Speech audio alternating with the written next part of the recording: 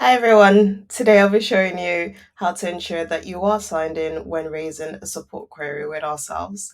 First things first is to go to support.token.io and you will see at the top right hand corner a sign in button.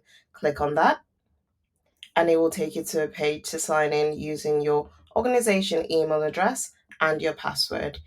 If you haven't previously signed in and you're new to Token, simply click on sign up.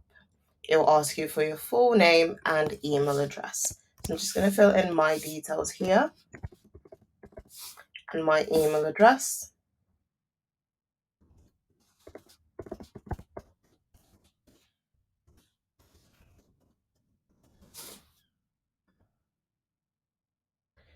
As it says on the screen, you'll receive a link to set a new password for your account. And if you don't find the email in your inbox, please certainly do check your spam folder. And I'll do that now. So I received an email asking me to create a password for Token, which I will do. Okay, so I'm going to refresh this page and sign in now that my password has been set.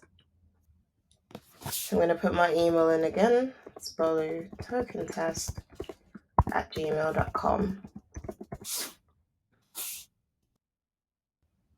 And there you go.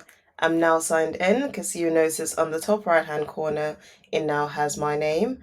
And if I click on there, I will be able to see my profile, my activities, change my password if needed, and also sign out. So if I click on my activities, I will be able to see all the requests that I've raised with Token.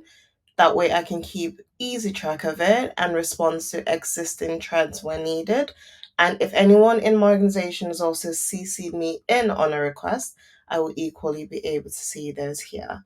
I hope that helps understand why we do need you to be signed in when you raise requests with ourselves, because it makes it easier not only for us to track your requests, but for you to also have a good overview over all the queries raised. Thanks for watching.